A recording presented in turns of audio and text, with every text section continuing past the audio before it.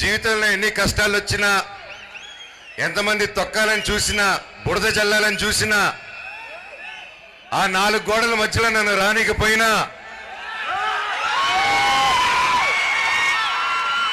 నన్ను ఏం చేసినా మీ గుండెల్లో నుంచి మాత్రమే తీలేరని నేను గట్టిగా నమ్ముతాను. అది మీరే నా దేవుళ్ళు, మీరే నా కుటుంబం, మీరే నాకు అన్ని.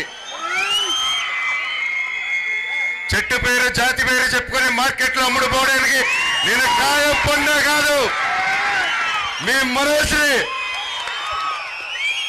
మనోజ్ని తొక్కుదామని చూస్తారా?